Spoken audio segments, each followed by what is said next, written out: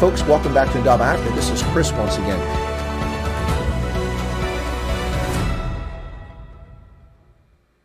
Hello, folks, and welcome back to the Rugby Ascendant segment here on Chris Wyatt Africa and on the separate Rugby Ascendant program. It's a pleasure to have, once again today, my special featured guest. I think this is the fourth time we chatted this year. He's been very generous with his time, and I hope that's because he thinks he gets fair treatment on this program. That's none other than USA head coach, Eagles head coach, Gary Gold. Gary, how's it going there? Welcome back to the program. Good, thanks, Chris. Good to be back. Yeah, thanks for the invite again. Always good to be on your show and chat to your friends and your listeners and audience. And yeah, thanks again for your support. Good to be back. Well, and it's a good time to have you back because it's on a good note too. A few weeks ago, a tough outing in St. John's. Probably a lot of things contributed to that, but then the marker was you had to get 14 points better because it was on aggregate to get that slot. And in Glendale, the boys really performed quite well. So we're on a high note here. The USA is moving on the 2nd and 9th of October to play Uruguay. Is that correct? Yes, that's correct. Yeah, we play them again here in Colorado, and then we travel down to Montevideo to play the return leg down there, which is going to be some challenge, that's for sure. Well, that's a good point you're making there, Gary, because I think a lot of people who aren't familiar with rugby in Americas look at Uruguay. Oh, what kind of challenge is that going to be? They're nothing to sneeze at. These guys had a brilliant win over Fiji in the Rugby World Cup in 2019, and they performed really well in their pool stage, even though they just pulled away one win. They beat out Canada for the Americas 2 slot to get to the World Cup, and they performed quite well. So it's not a small task, is it? No, and they're one of the countries that were targeted by World Rugby a number of years ago to give a lot of development and help to, and they're a country that's come on in leaps and bounds, and let's not forget we beat them in 2018 to win the ARC, and only a year later did they come up to Seattle and beat us. So I mean the significant improvement in that year in them was very admirable, and rugby is quite popular in Uruguay. Again, their neighbours, Argentina and arch rivals, are obviously a formidable rugby country, and they've played each other recently now as well. And Uruguay's rugby has come on in leaps and bounds.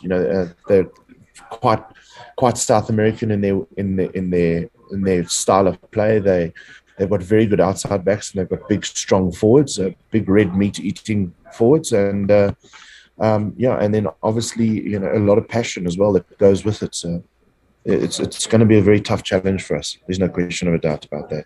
Well, and I think that's important to note because, as I said, I think there's a lot of people. I don't want to say fair weather fans, but certainly I think if this tweet was actually from you, it's been attributed to you, mentioning the phrase keyboard warriors or something like that. I think there's a lot of keyboard warriors out there who are quick to jump. And honestly, the St. John's game, I did live reaction commentary to it, and I was critical of some sloppy play and mistakes. But that's very different than attacking players and accusing a team of not having heart. So I think it's important to frame right now up front that people thinking that Uruguay is going to be a cakewalk really need to take a look at Uruguay's capabilities. They are a talented team, and they're going to bring it because they want that America's North #1 seed. They've never had it. No one's had it but the USA and Canada. Yeah, exactly right. And I mean, you made reference to it earlier. I mean, in the 2019 Rugby World Cup, that win against Fiji was phenomenal. I mean, Fiji, the rugby supporters out there will know that what kind of players Fiji produce. They're formidable. They're big, strong, X-factor players. And that was a game that people thought Fiji will roll over Uruguay. And I mean that wasn't the case at all. They've got some outstanding players. They've got a couple of players who are playing out in France. I mean, their scrum half Areta plays for Castres at the moment, and had an unbelievable game over the weekend, and he's a world-class individual. They've got a handful of world-class individuals who are applying their trade in France. So they really are a very good rugby team, and we're going to go into this series with a lot of respect for them. Sorry, Gary. In the rush here, I didn't start. Recording in progress. I didn't start the recording. We're live. It's being broadcast, but this is for my internal use, so I can easier to edit. So I'll fix it there. My apologies for that. Anyway, so we've got that. Yeah, no, they're absolutely talented. Let's. We don't have you for a long time today because you're quite busy prepping for the upcoming test. But let me just, if we go back to the Canada series very quickly here and just cover a few things, and I kind of get your take on both games. The first one, I think a lot of people were like, "Ouch," and the second one, people were pretty stoked about. But the St. John's trip, with all the COVID restrictions and challenges, traveling to the Maritime provinces, was going to St. John's, was travel consideration? Did it impact the team, or did you have enough time on the ground to get adjusted? Well, it's a difficult question to answer. I mean, it wasn't the reason we lost the game. Let's put it that way, and under no circumstances will I ever use that as an excuse. It wasn't an easy place to go to. It was, it's quite remote out in Newfoundland there in St. John's. But in saying that, we actually traveled really well. We got there on time. The Canadian folk and the people of St. John's looked after us really well. So absolutely not at all. I mean, we were the masters of our own destiny. I mean, we started off the game really well, and getting a try on the scoreboard within the first 4 or 5 minutes. Also by the route of a penalty try as well, which is unheard of. Not that somebody's going to give a penalty try away so early in the game, were good signs for us. And then, and I say this with a lot of respect towards our own guys, because I don't necessarily think that there was any intention in this. There's no ways that I felt the guys weren't up for it. I felt the guys were really up for it. They worked very hard during the course of the week, and I don't know if it was just a number of things that compiled together, and there was just a bit of complacency that crept in, and that complacency led to us making really basic errors at critical times, and we just gave, Canada the momentum to get back into the game. And as we scored, we let them back into the game again. We didn't deal with a kickoff, we didn't deal with a restart, or we didn't exit properly, or we lost the line out, and just kept giving them back energy into the game. And before we knew it, we were 2 or 3 scores behind on the scoreboard, and then it was a difficult place to play comeback rugby from. So, credit where it's due, but I mean, they gave us a proper wake-up call. There's no question of a doubt about that.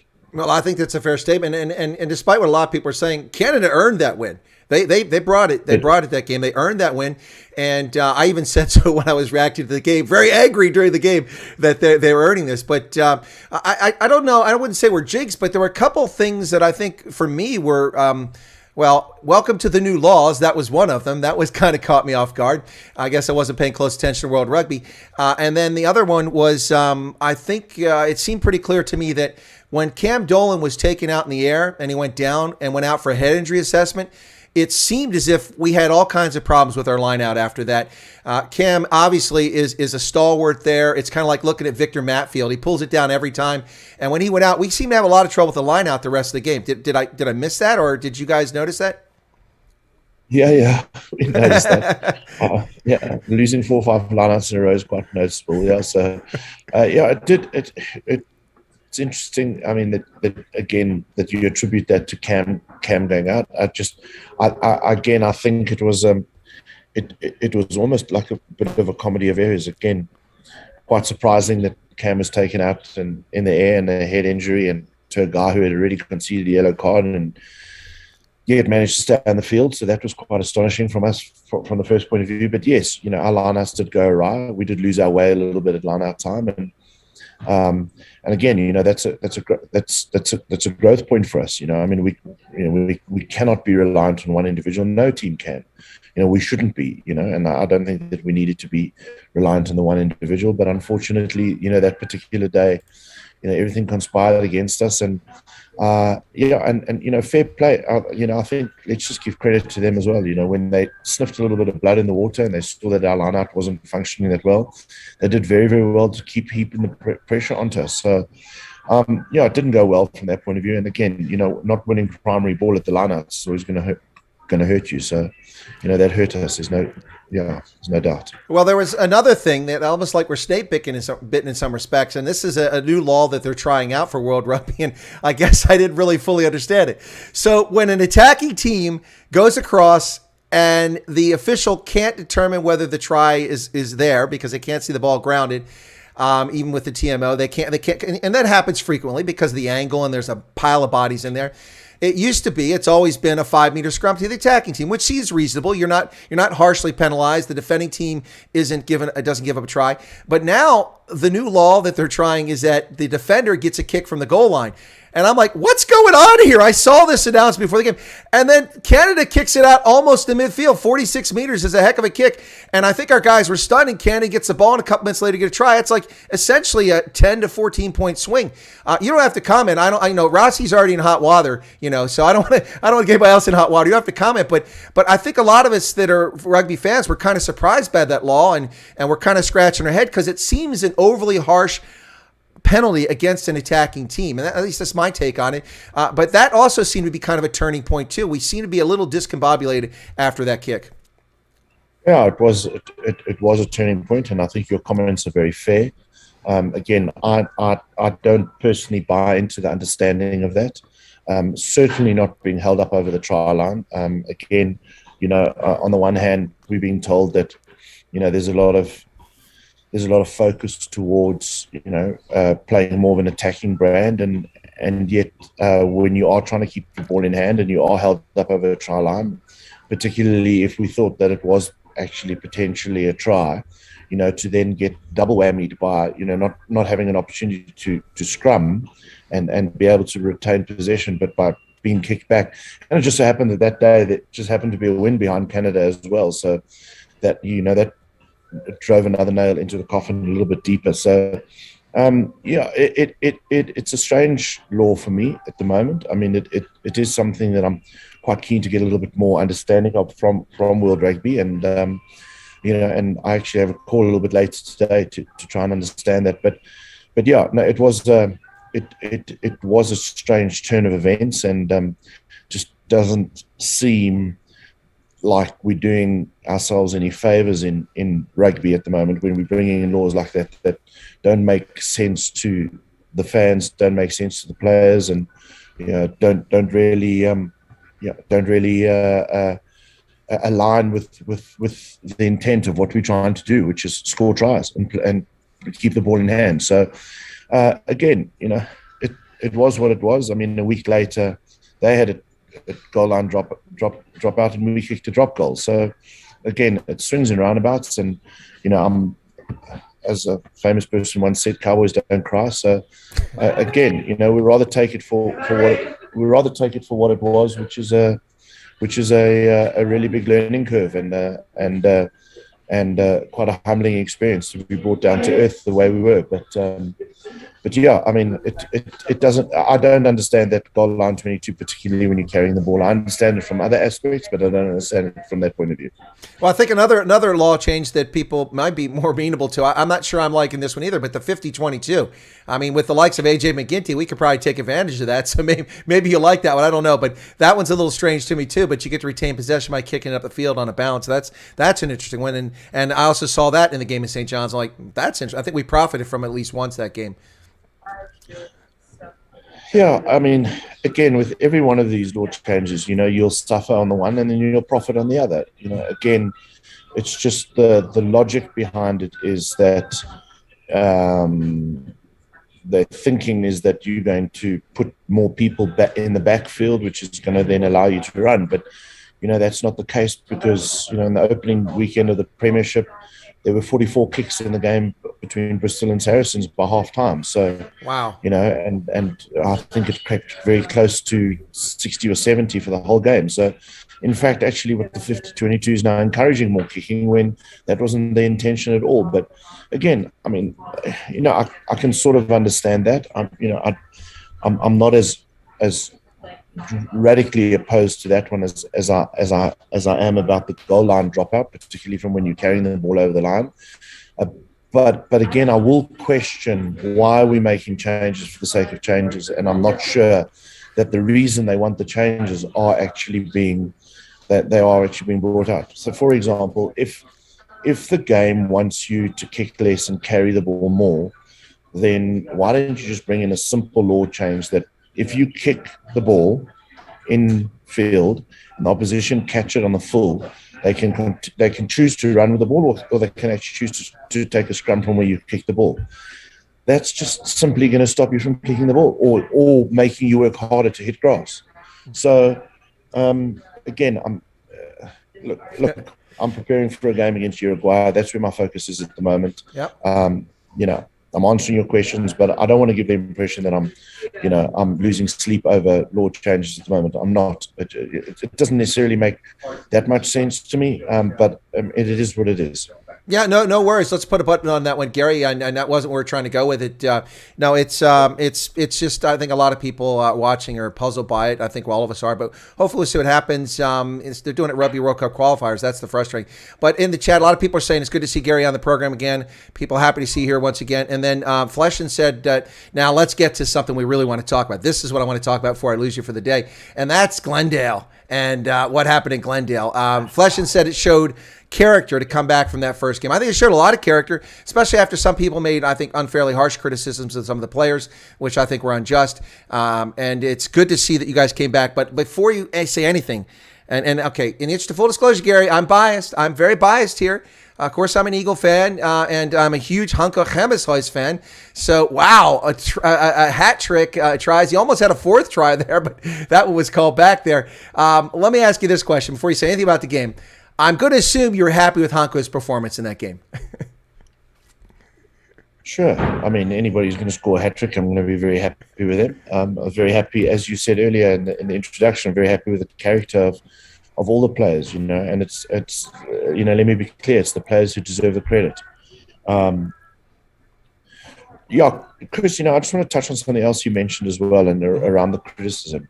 I have absolutely no problem with the criticism, none whatsoever. Criticism towards us as a group over the St. John's game is absolutely fair, and we also need to be big enough to be able to accept that criticism. I know, from my personal point of view, I took responsibility for that game, and it wasn't good enough. The only issue that I have is when it starts becoming personal, because at the end of the day, it's a game. You know what I mean? And these players, I agree we didn't play well enough. I agree we did some things that were wrong. I agree I think we lost composure, particularly as you mentioned earlier around the line-out. But the fact of the matter is, I don't agree that the guys gave up. And, I don't agree that and I think that there's always room for improvement. There was going to be room for improvement, and I see all those situations as opportunities, because it's an opportunity for us to actually get grounded again and not get ahead of ourselves. So I don't actually mind the criticism, and I think people, when you're passionate about your team and, you're passionate about wanting to see the Eagles get better, as am I, ultimately I am the ultimate Eagles fan, because, I'm coaching the team and I love these players, and I also want to get better. So I'm also irritated and annoyed when we don't do well and we don't do what we stick to doing. But the key thing is the character that was shown a week later, and the maturity that the players showed, and AJ and Bryce and Cam and Nate and the leadership group, how they stepped up to the plate and they actually just said, well, let's just fix this, and again, massive credit to them. But I mean, I don't mind the criticism. The criticism is, if it's valid and it's due, then we need to take it on the chin, and we need to be, mature about it. I mean, there's no problem with criticism, no issue with criticism whatsoever.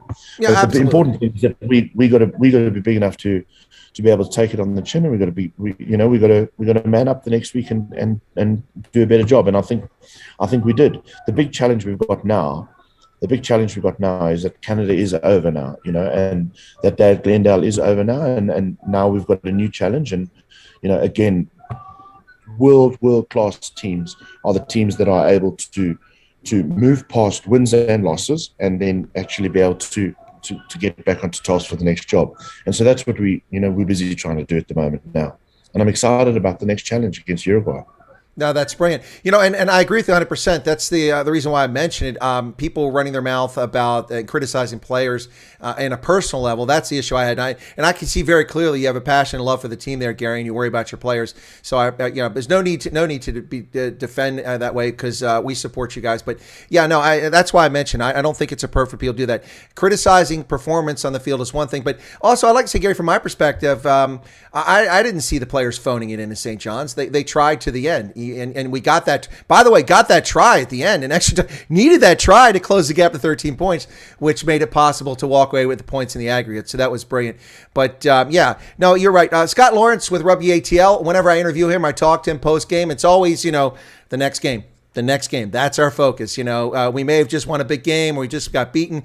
We got to focus on the next game. It sounds like you've got the same approach there. It's a tough season, though, for you this year. You got some big opponents. We were Twickenham with England. By the way, we haven't talked since then. What an absolutely brilliant performance in the second half by the Eagles. That was a lot of character, too. And some people are like, well, yeah, but no, not yeah, but. I know the British and Irish Lions are playing, but that was a top flight talented England team that you guys played in the second half, and brilliant job outperforming them. A tough trip to Aviva. That was a little frustrating, I'm sure. So you got those two, Ireland and then England. Then you come back for the Canada. Then you got these 2 games against Uruguay, and then you've got the All Blacks here in DC, and you've also got Ireland. I mean, talk about a tough test season, but that's what we want, right? I mean, if we never play the top tier nations, so to speak, I know some people are offended by that. Other people like the term minnows, but if we never play the traditional rugby nations or powerhouses, how do we get better? And I think that's your approach, Gary. If I'm wrong, tell me. I mean, that's kind of what we're looking for, isn't it?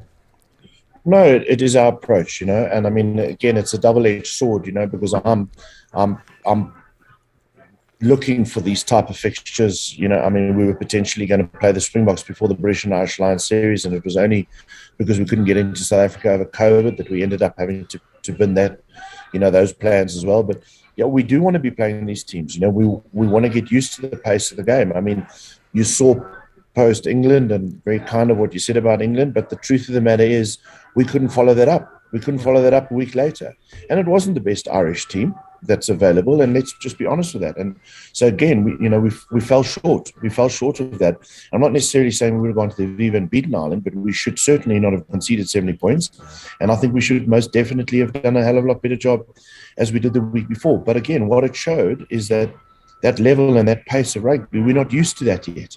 You know what I mean? And whilst the MLR is most definitely making significant strides for us as a country, until we start playing and stop getting beaten so severely by these top tier nations, we're not going to get any better. So it's a tough time at the moment now, but the tables will turn. We will grow as a group. The more times we're playing the Englands, the Irelands, the New Zealands of the world, the better we're going to become. And we showed it a couple of years ago when we were able to turn over Scotland, and we can turn over Samoa a couple of times.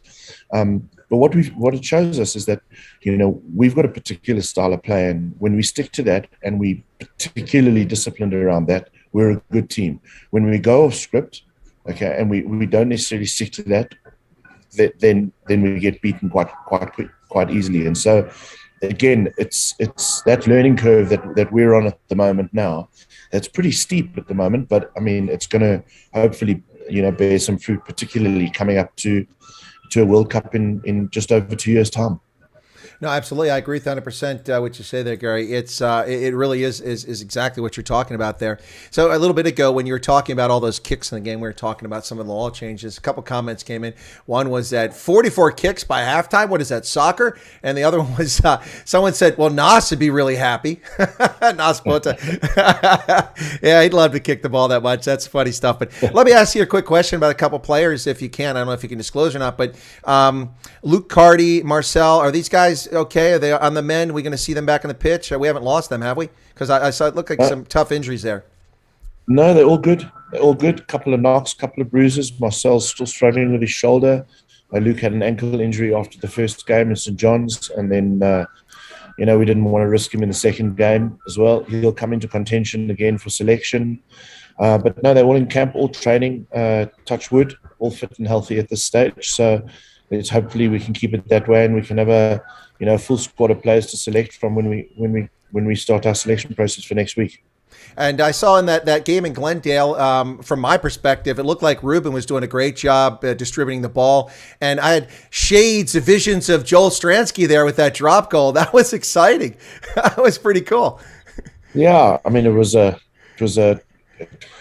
strategy actually Ruben had brought up the week before, and had a couple of practice kicks and missed every single one of them. So I thought he was very brave to actually attempt it in the game. But, that's what adrenaline does, and The beauty is that I'd rather he misses them on the training field than gets them on the playing field. So, yeah, I thought it was a good suggestion of his, and I thought it was again it's one way to hurt the team from a goal line 22, and there they are dotting the ball down from a very, very good tactical kick from AJ, and the next minute they're 3 points down. So, interesting phenomenon, but very happy we were on the right end of that one. Yeah, I was like, shh, Ruben, we have another scrum half on the bench. Maybe you don't want to do that. No. Just kidding. No, Paulie, who's in South Africa, said that, hey, look at Japan now. From the approach, it's right. Look at Japan is a top 10 team consistently now. They went undefeated in the pool stage. They went 3-1 the last time in 2015. They are consistently good, and they've got a great approach to it. It sounds like we're trying to build the same kind of idea there. Yeah, we are. I mean, the big challenge is we need the amount of game time that Japan had. In Eddie's era and the build up to 2015, they had nearly 20 months together, and then Jamie Joseph had the same goodwill in 2019. At this stage, I'll be lucky if we've got 20 days together. So I mean, it's a challenge at the moment. Now it's something we're all trying to work towards, and COVID didn't make it any easier. But our big challenge is we need to spend more time together. We need to be playing more games, a lot more games together, and familiarizing ourselves. And as we mentioned earlier, playing against the level of quality opposition. That exactly what happened with Eddie and in I beg your pardon, when he was managing Japan. He put them under that microscope. He took them to the UK, took them to Europe, and he made them play against those teams. And as Paul just said, no, quite rightly, the improvement was significant. No, absolutely. It's absolutely amazing. The Brave Blossoms, and by the way, you were there in Japan. They were fantastic in Japan. They were fun to be around. Their games were competitive. I think they shocked Ireland and Scotland. They didn't expect. They probably didn't expect to lose. They certainly expect to lose like they did. But well done by the Brave Blossoms.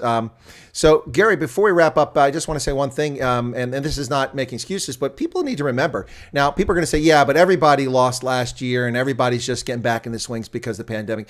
Yes, but those European teams had the Six Nations, and they also had Pro 14 rugby. And so guys got lots of playing time last year and this year, especially before they went into test matches. Whereas we did have a lot of guys who were in Major League Rugby who play for the Eagles, and that certainly helped, as we've talked about in previous conversations. But you didn't have time with your team. I think you got together less than a week or about a week before the first test match in Twickenham. And that's a problem if you can't get guys together on the pitch. I mean, the Springboks got together for the first time about 2 weeks before their match against Georgia, and it showed. They were a bit rusty. So, I mean, not to make excuses for anybody, but people just have to understand, if you don't have your team organized and you're able to work together as a team for at least a little bit of time, you're going to have a hard time sometimes getting out there on the pitch and being successful. Yeah, that is true. I mean, again, as you say, I'm not necessarily looking for excuses here. I mean, I'd rather just look for solutions. But it was tough coming back after COVID, not actually having, been in the same room with the guys since the 2019 World Cup, which is nearly 20 months, was a challenge. But, we're back at it now, and guys are working hard, and that's really what our focus is. And luckily, we have been together for a couple of weeks now. So, there's no excuses now. Now we need to get on with the job at hand. Well, and the job at hand is Uruguay on the 2nd in Glendale, I believe, correct? Yes. And then after that, the 9th of October. The one thing I'm a little confused before you go, Gary, is I thought that this was to decide who got the America's 1 position, but I'm kind of confused by media reporting. So if you play Uruguay for 2 games, is it like Canada, and whoever is the highest aggregate score becomes the America's number 1? Yes, that's okay. Correct, yeah. All right, so we got that straight. But what happens to Uruguay then? Do they play whoever wins from the Canada-Chile series or something like that? They play the winner of the Canada-Chile series for America's 2. Okay, so yeah. Canada could still get the America's 2 position, or the USA could still get it, or Uruguay could get one of those teams, or Chile for that matter. Okay, so it's still wide open. Should we lose, we'll have to play in July next year, and Canada and Chile and Uruguay. So all 4 teams are still in the mix. Yeah. Well, rest assured, Gary, that ain't going to happen. You guys going to beat Uruguay. You're going to have great performances here and on the road. By the way, I have a person who lives in Canada who's Uruguayan who will be at the game on the 9th, and he's going to call into my program live from the pitch. So we'll get some on-field reporting for that game. That'd be pretty cool. Well, Gary, as always, it's brilliant. Thank you so much for your time, for your honesty, and your willingness to talk about what's going on with USA Eagles rugby. I know a lot of people are huge Eagles fans, and some of us are huge Gary Gold fans. So let's just disclose that right here. And it's you're welcome back anytime. And thank you for your flexibility and your ability to come on and talk to us about this. Good luck with the test. I won't try to bug you while you're prepping for the test after this, but maybe after it's over, we get you back on when you got that America's One position. Yeah, thanks for the invite. And again, to you and, the amazing listeners that you guys and or watchers that you have for the show. Just thank you very much for the support. Please come down to Glendale. A good couple of thousand people last time. The vibe and the spirit was amazing. And on September the 11th, and now it's October the 2nd, and our big challenge is we've got it the other way around now, where we're at home first. So we're under a bit of pressure that we've got to get that scoreboard ticking. So, it's going to be tough enough as it is, but we really appreciate the support. So thank you to all of you guys. It means a lot. Well, that's a good way to point it too, because you had the advantage coming home. You knew what you had to get. You're on your home pitch. Now you're on your home pitch, and you don't know. You got to get 30, you got to get 40, you got to get 50 points because you don't know what's going to happen on the road. But one quick question before we lose you there, Gary, and that's from Nick Muller. Nick Muller wants to see if you want to step out on that thin branch and make an All Blacks Springboks call for who's going to win Saturday. Are you willing to do that? It's a tough call, that. Neutral territory in Townsville, out of all places. Whoever would have thought that you're playing your 100th test between those two great nations in a place like Townsville? But so again, not having home supporters, I suppose, will work against them. I saw this morning that Aaron Smith's not playing, Whitelock's not playing, and a wounded Springbok can be a dangerous animal. This group have got enough in them to know what to do. I suppose a betting man would say that it's going to be the All Blacks, and a risky man would say it's probably going to be the Springboks. So I like to live a little bit dangerously. So I'll say the Boks will sneak it. Oh, that's brilliant. So Gary Gold living dangerously right there from Glendale, Colorado, taking the pick on the Springboks.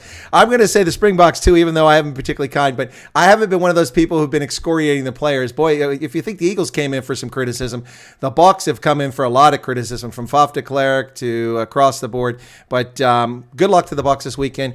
Gary Gold, it's a distinct pleasure to have you on once again, sir. You're a gentleman, and best of luck on the 2nd and on the 9th. And let's get that America's One position for Rugby World Cup 2023. Thanks, Chris. Appreciate it, man. Thanks for having me on the show. My pleasure, Gary. All right, folks, that's Gary Gold, USA head coach for the Eagles. Let me put him in the waiting room, and I'll wrap up here. Okay, there we go. Ladies and gentlemen, thanks a lot for tuning into this special feature live stream with USA Eagles head coach Gary Gold. Very forthright, very honest assessment. A lot of stuff out there. By the way, I'm the one who raised the topics about the laws, and I just want to get Gary's take on it if he wanted to comment on it. And because I think fans are confused, and so I want to see if the teams and the coaching staff understood what was going on. And so Gary commented on that. He's also scratching his head a little bit, it appears, and you could see that Gary seemed very concerned and maybe a little defensive about criticism of his players, and that's legitimate. I agree with him. That was one issue I took with people singling out players and that sort of thing. Criticism of performance is one thing, and so I want to thank Gary for that. But as Gary said, the next step is what matters, and that's Uruguay on the 2nd of October in Rugby Town, USA, Glendale, Colorado, where the Eagles will be playing Uruguay to see who moves on to be the number 1 seed for the Americas in the Rugby World Cup. And they'll put them in Pool A. So there you have it, folks. So once again, it's always a pleasure to have Gary Gold on the program. He's awesome, quite the gentleman. And he's also a very honest guy, which is really nice. So thanks a lot. I hope you guys enjoyed it. Be sure to smash the like button. Be sure to leave a few comments on the video after it's over and say, hey, and if you got questions, something like that, put that on there. And Levin says, wish we could travel, but not holding thumbs. Yeah, I wish I could get to Glendale, but I really can't get there this time, and I will be in Florida shortly after that, so I can't make one trip and the other's not going to work. But I will try to get to the Eagles match in D.C. against New Zealand, the All Blacks, and then again to Las Vegas for the Eagles against Ireland, both of which will be tough matches. Anyway, folks, that's it for this special feature with Gary Gold, USA Eagles head coach. I hope you enjoyed it. Thank you so much. And once again, my thanks to Gary Gold and to the USA Eagles staff and all the players. Brilliant job on their part. For people who want to be critical of the Eagles, and I am a critic at times, but a critic who's talking about performance, you have to remember that it's a process, and we're making strides. If you look at this season's test record, it may not look so great because it's 1 win against 3 losses.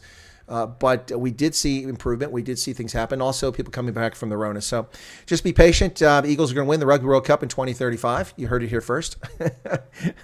I don't know where that's going to be hosted at, but maybe in the USA, who knows. But the Eagles will win by 2035, or at least compete in the final in 2035 for the Rugby World Cup.